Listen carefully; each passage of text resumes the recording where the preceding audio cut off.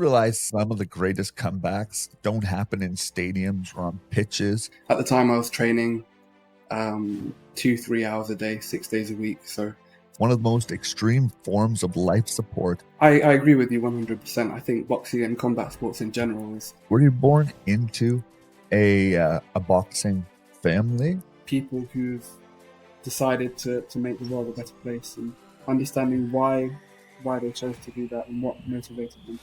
Learning how to fail, but get back up again. You're not going to best everyone. Learn how to fail and get back up. Just continue to be a good person and have a positive impact on the people and the world around me.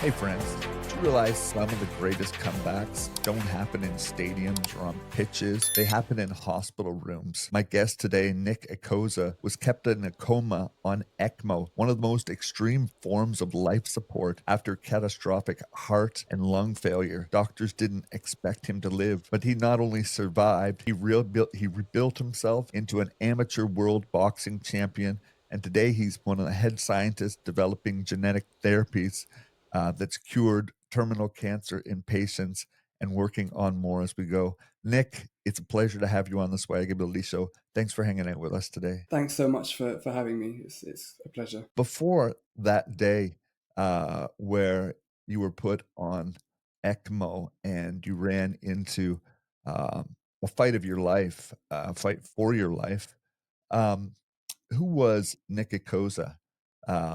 And what were his dreams, goals, and desires at the time? So at the time I was a scientist, so in a similar field, developing therapies in a clinical laboratory. And I was training often, boxing, jiu-jitsu, kickboxing. But I was just a regular person. I've always been a utilitarian in that I think the purpose of life is to make the world a better place and to contribute good to the world. So I'd always had a sort of philosophical perspective. But I would say I was just a regular 23-year-old, really. Regular 23-year-old. And you were obviously in great shape and things like that. As a kid growing up, were there ever any blips on the radar, as we would say, that would have had any warning about things that were wrong with your heart or lungs that would cause the catastrophic failure that your body went through? No, there weren't actually, and I guess that is somewhat of a scary thing. But there were no warning signs. There was no indication that anything bad was going to happen, and it was just a completely random day where I fell unwell. And to this day, actually, they still don't know the cause of why I was unwell, and why I got so ill. So no, there wasn't any indication at all. And yeah, I was at the time I was training 2-3 hours a day, 6 days a week. So I was very, very fit. Were you born into a boxing family, or was this type of utilitarian lifestyle that you're talking about? It was it was part of that that got you into the sport of boxing. I think one of the greatest disciplines, if you will, in all areas of self control and that. So, was your father or uncles or anyone that drove you into that way, or how did that, if you don't mind me asking, how did the boxing come from? No, of course.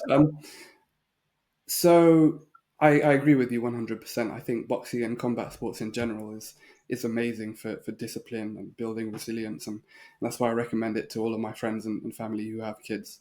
That you do some sort of combat sports and push yourself from an early age and learn how to fail and go through voluntary suffering. But I started because, well, my dad used to kickbox, and my uncle was a professional kickboxer, and my brother is also my older brother. He's done semi-professional boxing, so it kind of just ran in the family, and that's how I got exposed to it. And when I started it, I just loved it. So I continued, and I felt like it was a good way for me to develop strength of character. It was one avenue that I could pursue to push myself. I think that's one of the things people don't fully understand the concept of. They see, you know, 2 men in a ring just, punching one another, but, there's so much depth to it, and I don't think until you've actually tried it, experimented with it, looked at it, I say that, someone sitting in a wheelchair, but having a grandfather that was a professional fighter, in England and then coming over to Canada, uh, they lived with us for a bit, and, I loved it. He would take me downstairs, after supper, and we would spend an hour of just disciplining the body, which it was difficult as a young man to learn, but it drove out, I think, laziness from me. It taught me meekness, power under control. And so, yeah, I think it's a great form of, like you said, also learning how to fail, but to get back up again. You're not going to best everyone on every day. And I think you're right. It's a great way to look at that. Um, I want to transition into, um, you know, what really has been the crux of your life. This story has been unbelievable, and can you describe in any way? You said you weren't feeling well earlier. You just felt unwell and under the weather, but um, in describing that, can you give me and my audience kind of a just a taste of how quickly that came about and what you remember? Because obviously after those things happened, you ended up in a coma for a good period of time, and so, please share as much as you would like. Yeah, yeah, sure. So, I mean, it really started on a completely random day. I started to feel a bit ill, like flu-like symptoms, and I had a temperature. So I went to my GP, which is our doctor in the UK, um, and they told me, well, they gave me antibiotics, which didn't work, and then they told me to go to A&E. So I walked into A&E, and I had my blood taken. And after my blood test, a couple of doctors sat next to me, and they told me that well, they didn't want me to worry, so they told me my inflammation markers were high. And as a scientist who's worked in clinical labs and has tested thousands probably of patients for inflammation markers, I asked them how high it was, and they said it was 310. And for reference, anything from 0 to 3 is regarded as normal for CRP, which is the inflammation marker. I was just gonna say is that CRP, they same thing, yeah. So it ended up actually increasing to almost 500, which, for context, is what you would expect from someone who is dying from extreme burns or someone who's in the middle of dying from AIDS. So it was a pretty big shock. And they admitted me to hospital. Um, they performed hundreds of tests over the period of a week, and they couldn't quite work out why I was ill. Just that I was progressively getting worse, and I was going into lung failure. So they ended up putting me on a ventilator because I went into both heart and lung failure, and eventually I was put on one of the most extreme forms of life support, which you referenced, which is called ECMO. And well, I do remember most of it until I was put under. And the day that they put me under, they actually had my friends and family come visit, because it didn't look like that. It didn't look like I was going to survive, essentially. So that was a sort of very surreal experience that I wasn't quite expecting to be in my 20s. Um, and while I was in a coma, things continued to get worse, where at points it looked like I wasn't going to survive. So that was quite traumatic for especially family members and friends who were there. During this time, who managed your health care, And, were your parents and family, were they able to, stay with you, through this, and if I may ask, the voluntary, I guess, voluntary, but putting one into, a medically induced coma certainly is a risk. Um, I just can't imagine the emotional toll, um, that that would take, on a patient, but on family as well, because, to have no answers, and yet still watch a loved one, get worse, and, I just wonder, during that time, were they with you, and did the doctors sort of keep your care, keep them up to date on your care, and were they making medical decisions on your behalf? So, to some extent, yes. Both my parents have worked in the healthcare industry since before I was born. That's how they met, actually. So, my dad was a nurse in critical care for over 30 years, and my mum was also a nurse as well. So, they understood quite well what was going on. My godfather is a consultant doctor, and he came in and he looked over everything and made sure that the doctors were doing the right thing. Interestingly, when I first went in, my mum was with me, and they couldn't quite work out why I was ill, and they were considering sending me home so I can rest and recover there.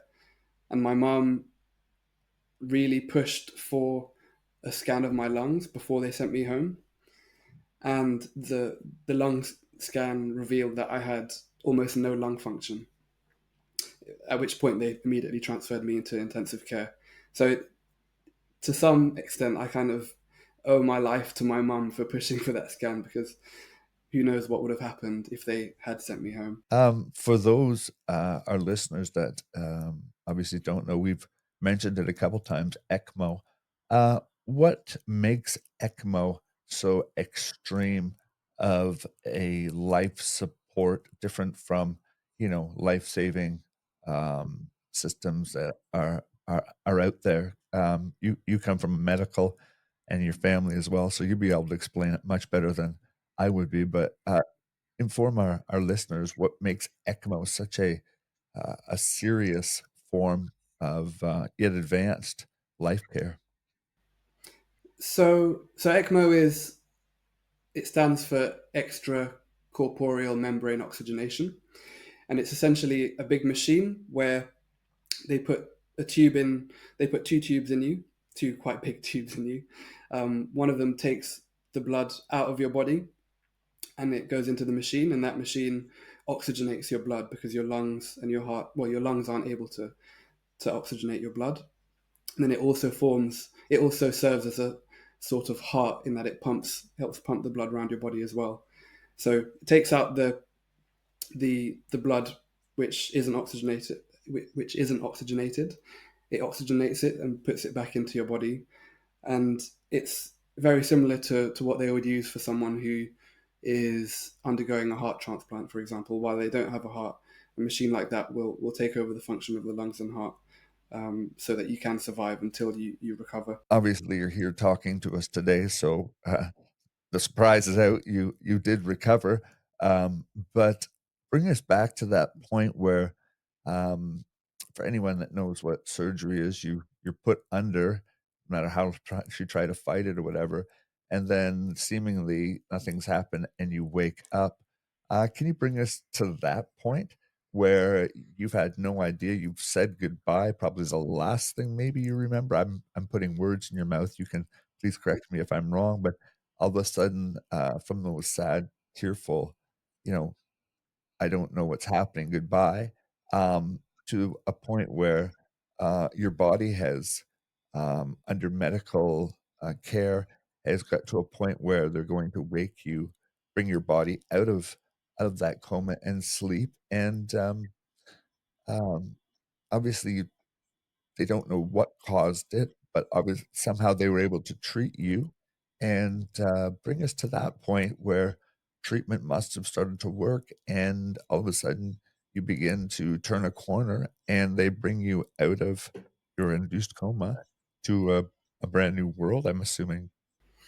Yeah, well, in the coma itself, while I was under, I have lots of vivid memories, and I was aware of things that were going on while I was in a coma, Hmm. um, and that was an incredibly intense experience because some of the drugs that they use to keep you in a coma interfere with REM sleep, so it's almost like being sleep deprived for weeks.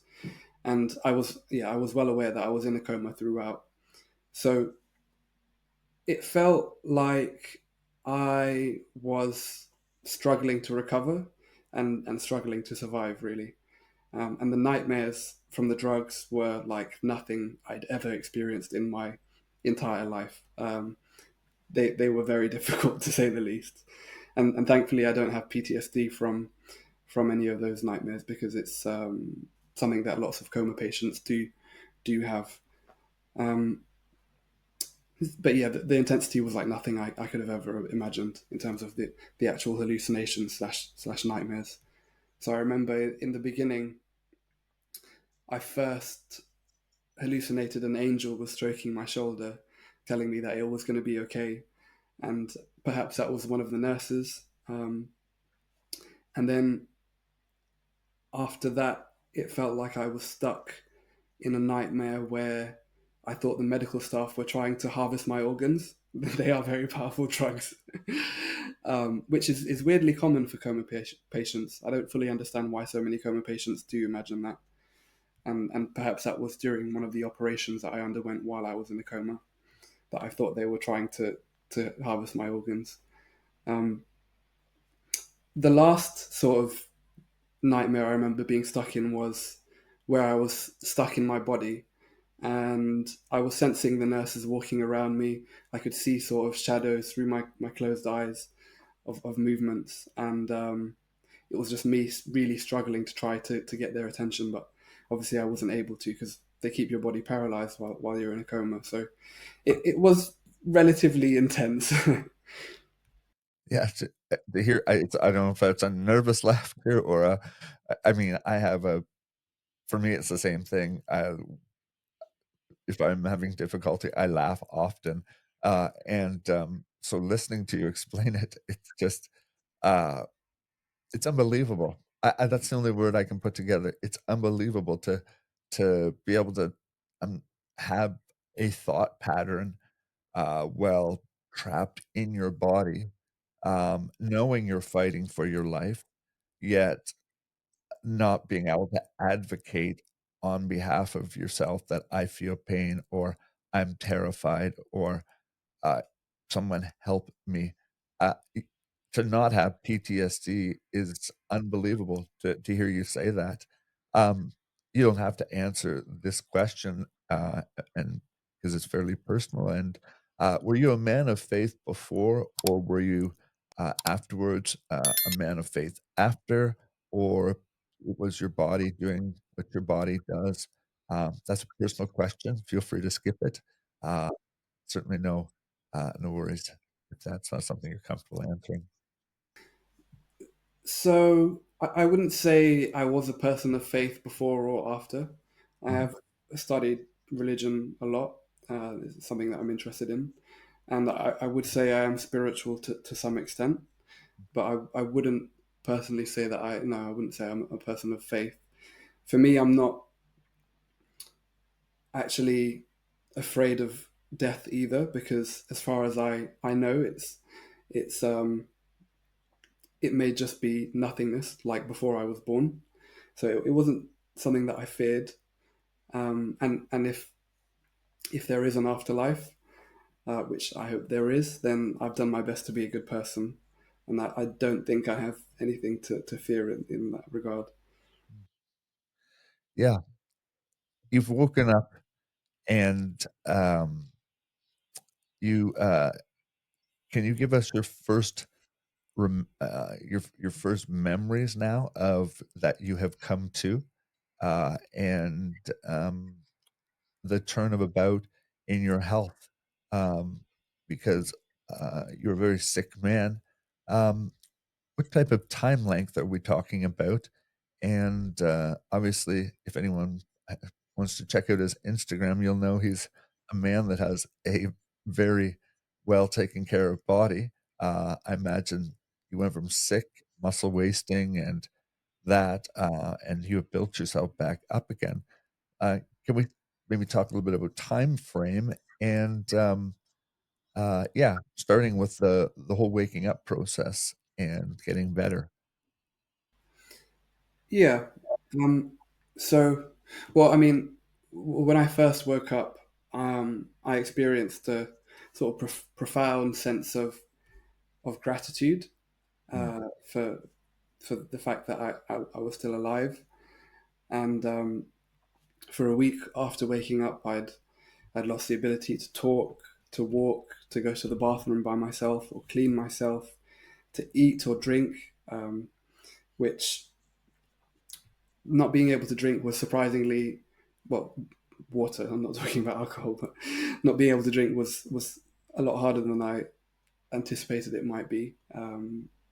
Just this overwhelming sense of thirst that no matter how much fluid they put in through the tube in your nose, it's never quenched. So that was quite difficult. But really, just I experienced a profound sense of gratitude, and I'm part of a Facebook group for people who have survived ECMO, and there are people who years after that experience are still suffering from severe emotional and physical distress, to the point that it's really hard to actually read what some of them are going through. And I'm just incredibly lucky to have fully recovered. It did take me about a year and a half, but to not have any complications, physical or mental, is something that I'm incredibly lucky to say. um, I was gonna say we'll be sure at the bottom of the screen, uh, to, if you're okay, to let people know what that group is. I'm sure that it could be very great and therapeutic to talk about, some of the things to get outside of your head on those, so we'll be sure to make sure we advertise not personal information, but that group, 'cause I think that's helpful. Um, And, Go ahead. and yeah, I'll touch on the actual recovery process itself, but I think something that changed in me as I was waking up was that I guess I'd realized that I'd been given something that many people don't get, which is a second chance.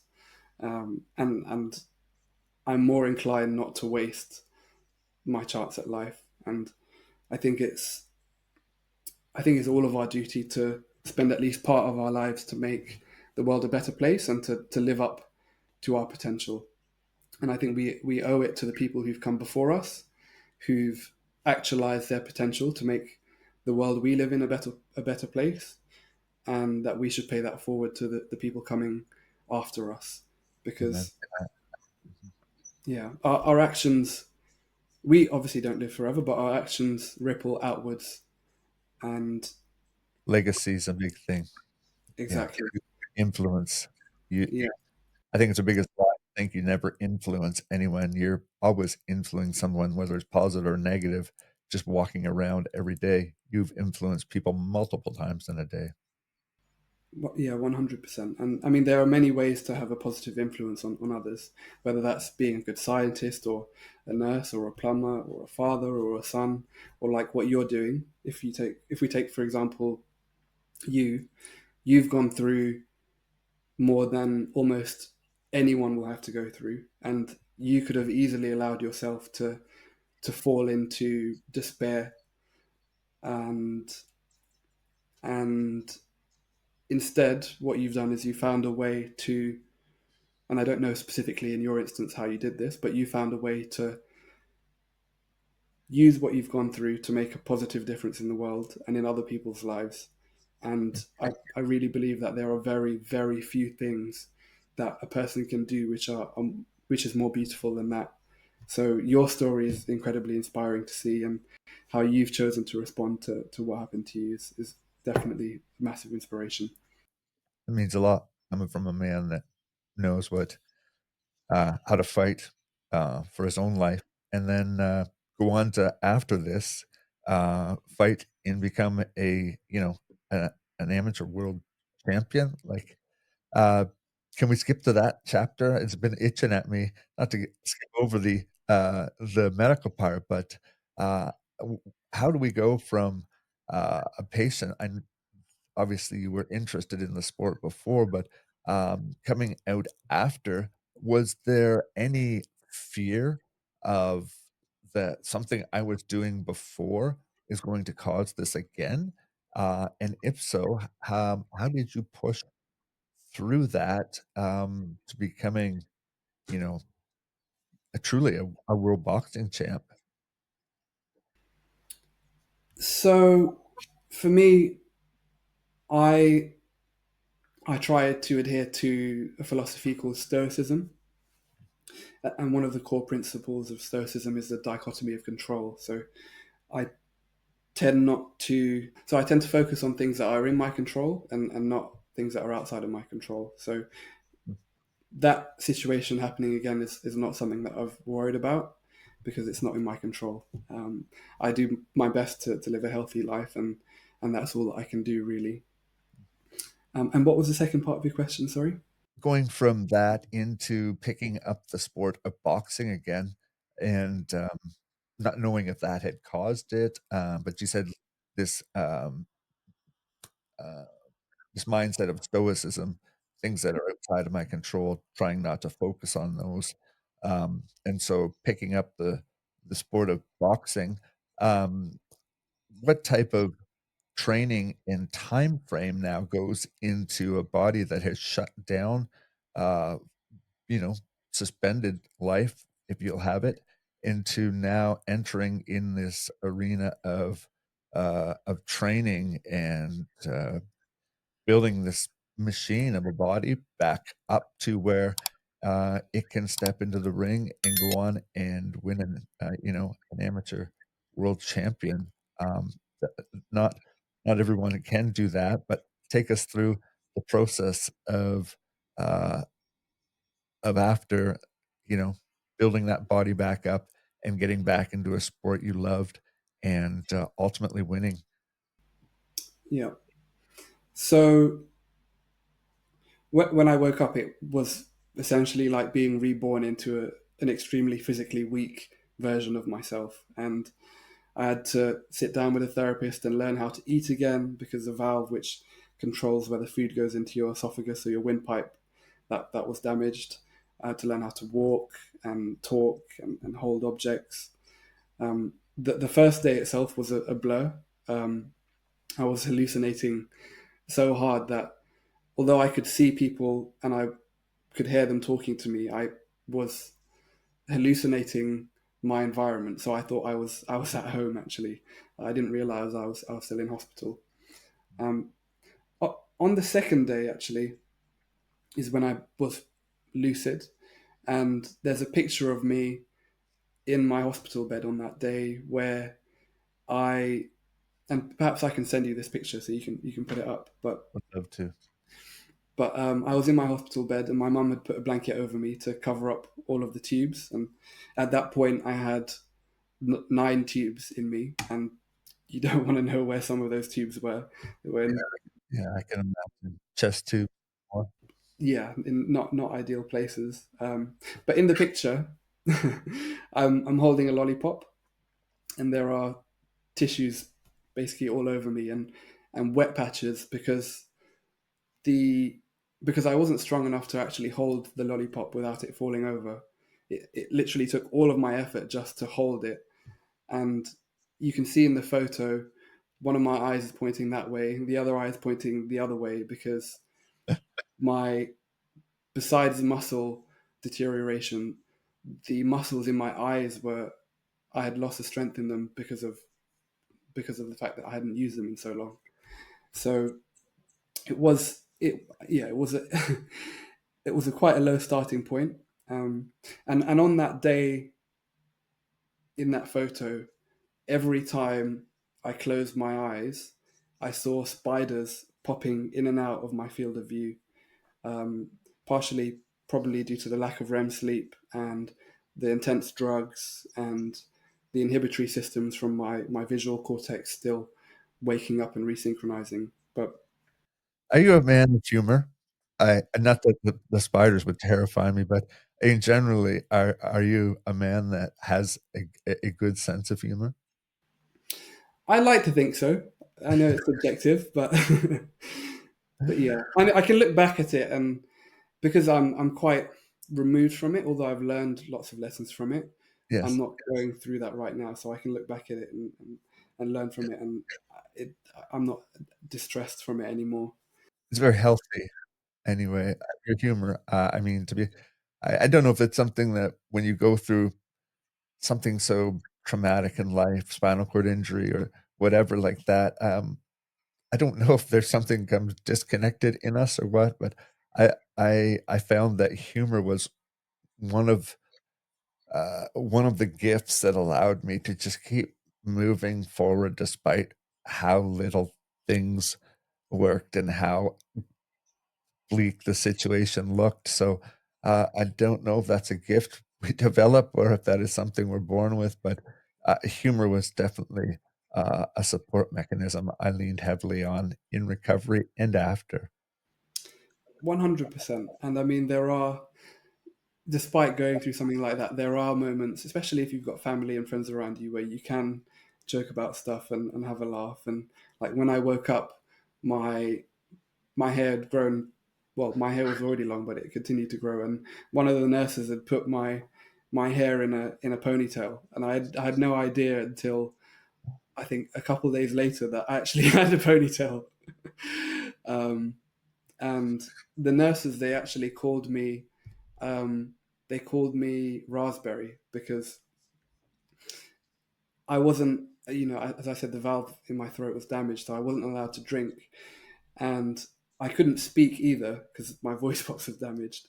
So I kept ringing the bell for the nurses to come to um, give me what they have is like a little sponge on the end of a stick Yeah. that they dip in some raspberry, and you're allowed to. It's like a 1 centimeter cube sponge, and because I was so thirsty, I just kept asking them to give me that.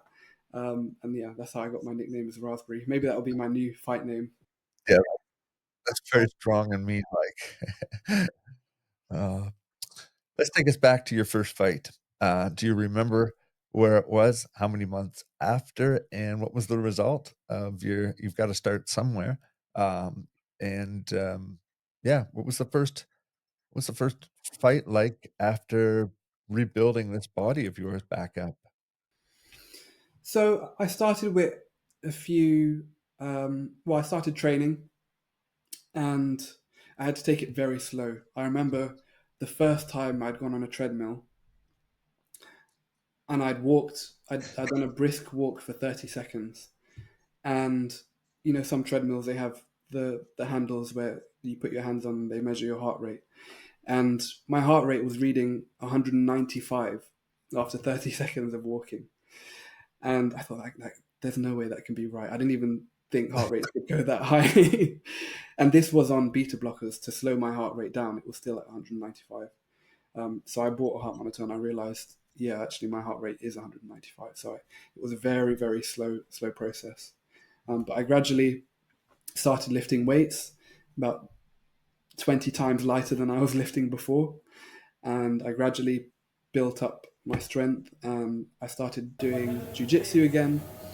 And I would train for on and off, like for 5 minutes and take 5 minutes out, and then go for 5 minutes, and just sit and watch the rest of the guys. And over time, that just built up the strength in my lungs and my heart to the point where I think it was a year and a half after my lung function was better than the average person, despite having gone through all of that.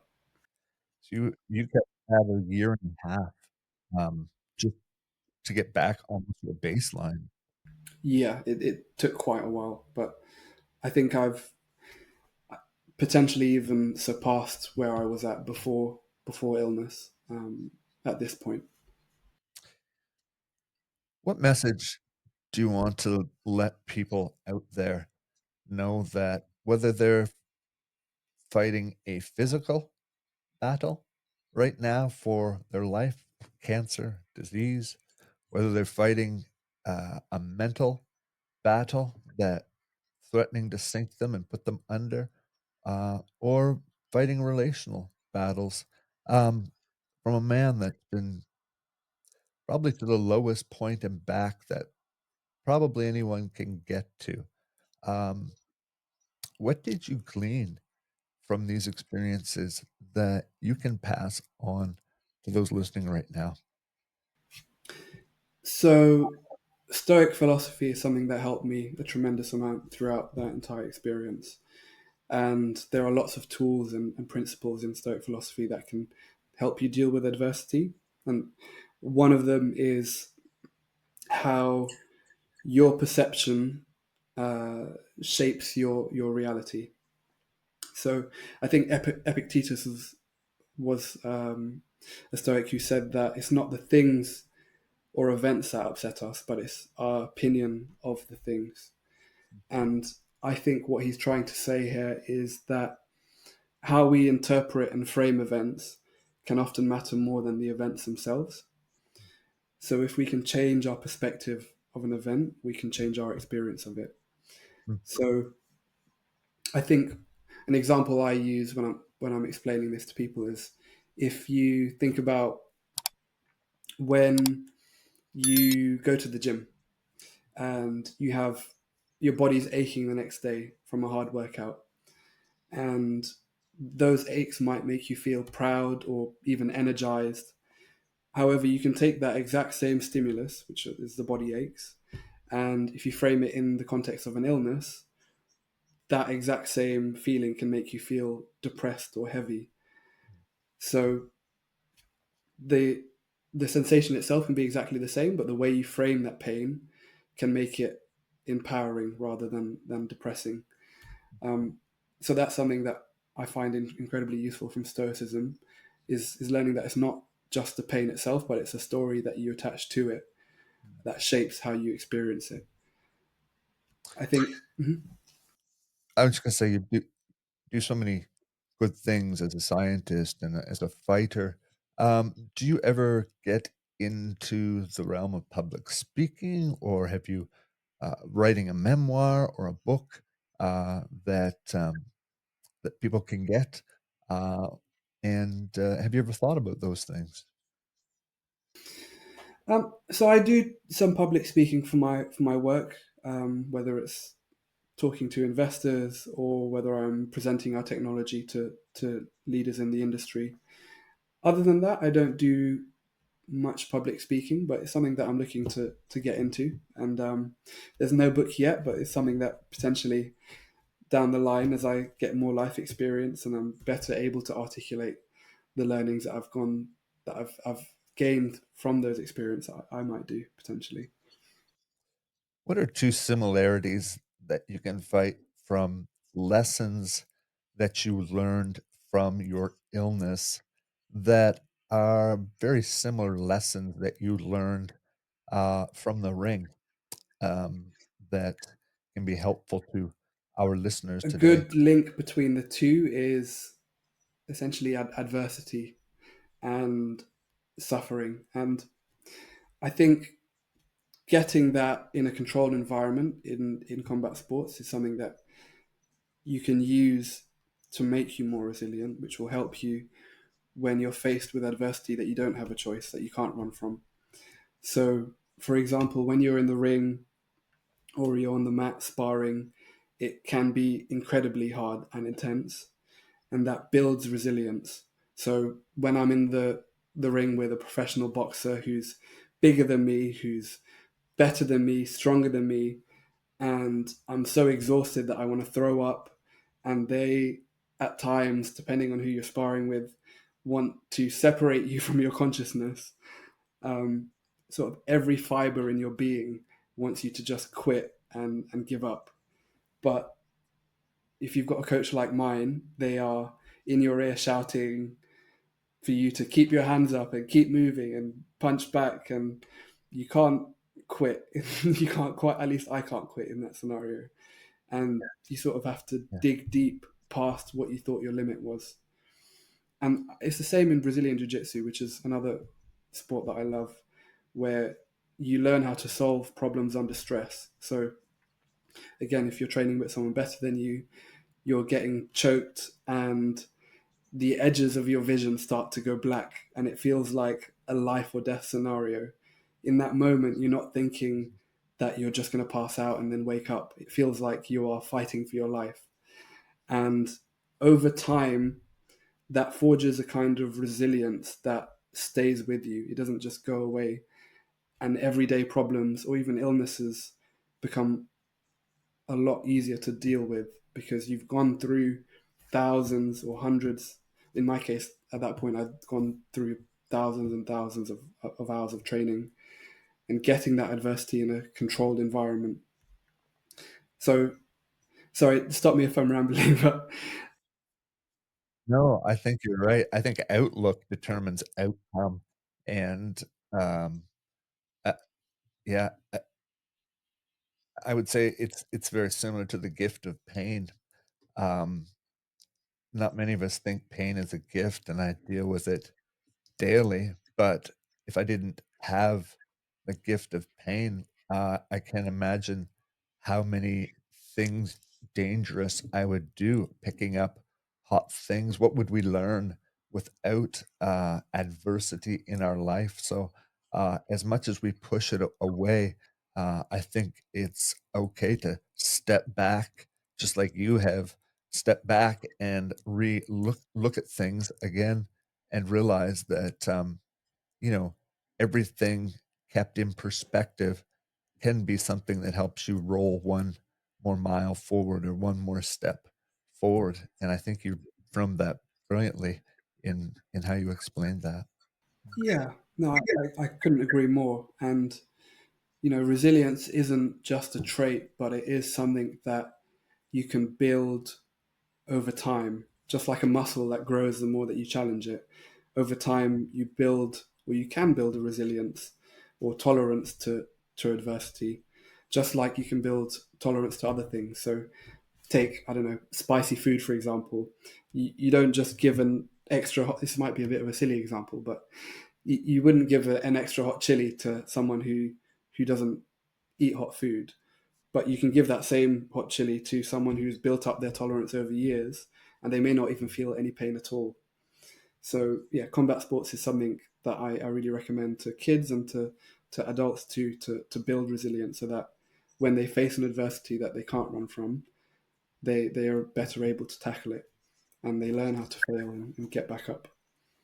I think looking back in life, I never really equated it much until talking to you now, but I think that probably what enabled me, and this is me doing therapy on myself live, um, is probably attributed to those very things that I never drew attention to. But it was those times where I was pushed past my limit as a kid with my grandfather, or those times where you were ground and pound and you're trying to not take as many to the head and to get up again, all in a controlled environment that brings us to where we are today. And I don't think that's by chance at all. Um, what about carrying on into the workplace after you've obviously lived through something you knew way too much about to go through? In my feeling, I mean, I can't imagine knowing so much medically and then going through it, and I wouldn't want to know any of it. But secondly, afterwards, taking the discipline to rebuild your body um, in the stoicism, and then getting back into a line of work where um, you're developing things and working on things every day um, to the uh, to the better of people that will eventually, get these trials and things like that. Um, did anything change in your work life after this? So I think the resilience, well, going through that adversity made me more resilient. On top of the resilience I had from training my entire life, and that sort of spills over into other areas of your life and in work. So in my job, um, where, for example, I've been tasked with leading a project to develop a new technology or a new process, things almost never go right the first time, and experiments, they very often fail, and you have tight deadlines. And in my job, for example, I work in a startup, so if we don't meet our deadlines before if we don't meet our deadlines and finish developing our technology before we run out of money, then we all lose our jobs. So the ability to stay calm and solve problems under stress, for me, has been invaluable, and not being deterred, um, while going through a rough patch, and staying focused on finding a viable solution. What inspired you to get into the work of cancer therapy specifically? Was there anything from your past or in your families, or was this something that seems like the unsurmountable disease that's killing millions and you wanted your shot at that as well? Any reason why cancer therapy specifically? Well, when I think about it, my life was saved by science, essentially. And if not for cutting edge medical technology, then I just simply wouldn't be here. So when I recovered, I felt a profound sense of debt and purpose, and I knew that I wanted to be a part of that miracle for other people. In short, I was inspired to pay that forward. Um, I think it also comes from my philosophical views, in that I think the meaning of life is to make life worth living for the greatest number of people. And one of the many ways you can do that is through your job, and in my case, through developing therapies. Is there any project that you're most proud of that is making differences in the field today? I don't know as a scientist and that what you're allowed to divulge, and so I don't want to push into those areas, but are there things that you've been a part of a team on that have had that are changing lives today that you can say, you know what, I was part of that and I'm proud in a happy way that I was given that opportunity? For sure, for sure. What In my last job, I was part of a project which I wasn't leading, but I was an integral part of a project where we, as a company, ended up saving dozens of lives. So I was responsible for genetically engineering cells from a terminal patient. So cancer patients who had tried every other therapy and they were still terminal, they would be admitted into our clinical trial, and they would have hundreds of millions of cells taken from their blood, and that would be sent from the hospital to me, and then I would genetically engineer them and activate them and use different cell signaling molecules to engineer those cells from the patient into cells that could target the cancer that they had. And being a part of that project and seeing the impact that it had, the fact that those patients got to spend more time with their families and their children and their grandchildren. And obviously, I'm not allowed to know the personal details of or names of the patients, but hearing from the doctors that this many patients um, had a successful treatment, and knowing that some of those people may have been doctors, or they may have been great parents, and they would have continued to have a positive impact. That's something that I'm incredibly proud of, and um, yeah, that's something that I'm definitely proud of being part of. Two more before I let you go, if you're okay with that. Um, what's next for you, professionally, and personally, do you think that you would like to accomplish? So it's a short one, but I think next for me is just to continue to challenge myself, continue to progress my career in biotechnology, and just continue to be a good person and have a positive impact on the people and the world around me.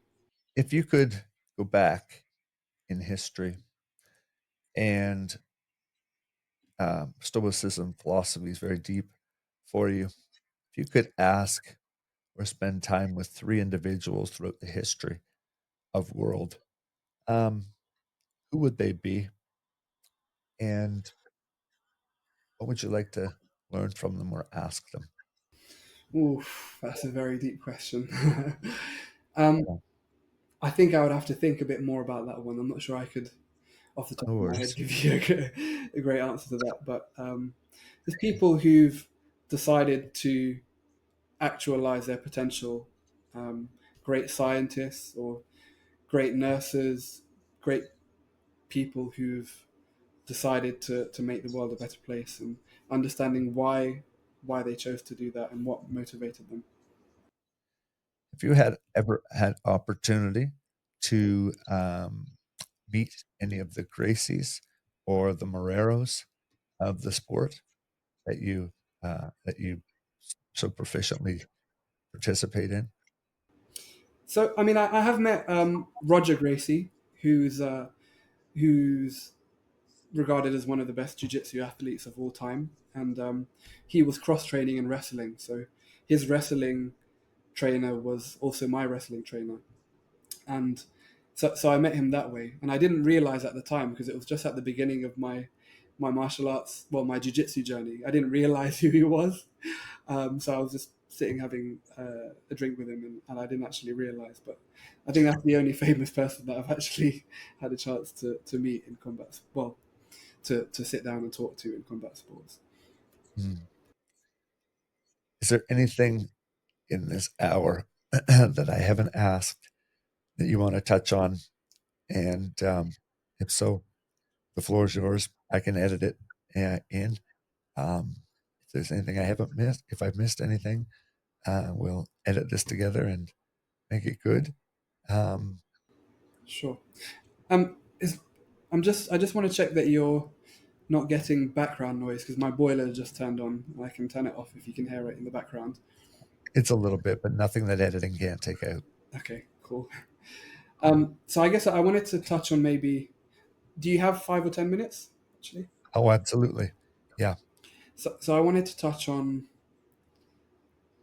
a few, maybe a couple of Stoic principles that I think might be helpful to your listeners, Okay. and maybe some advice that I would give to someone who's trying to recover and rebuild now. Perfect. Yeah. I can frame those up right now then. Okay. Ready for that? All right. You've mentioned quite a few times in our journey throughout this interview stoicism and principles that you've relied heavily on. And I'm wondering if you could share some that are personal to you that may be helpful to others. And before we close the interview, give our listeners some advice as well that you want to pass on. So let's take the first one there, stoicism and some principles. And you're a studied man. Um, to our listener out there, what are some principles that you think would be very helpful in their time of need?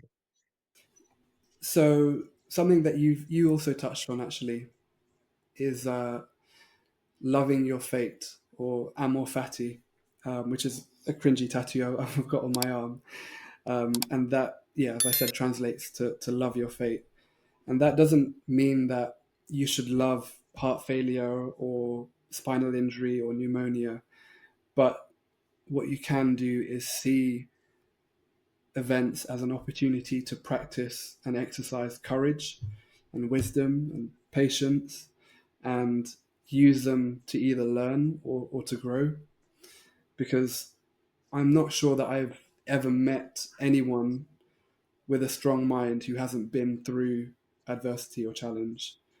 And in fact, I think people who don't face any challenge in life can often develop a fragile mind. So one, Yeah, that's pretty. yeah, sorry, go on. I said that's yeah, that's deep but simplistic at the same time. Yeah, there's got to be more. Go ahead. Yeah, I think it's about appreciating and being grateful for the good parts of your life. Being critically ill really opened my eyes up to how much I was loved and cared for. For example, like the amount of people that turned up, um, the amount of friends and family who care so deeply about me, and the fact that I have those people for me doesn't negate or invalidate the things or feelings that I went through, but being grateful for the positive aspects in your life can make a situation easier to deal with, in my opinion. And I think reflecting on the fact that there are so many people around the world who would give an arm or a leg to live the lives that we lead Yeah, can reflecting on that can help.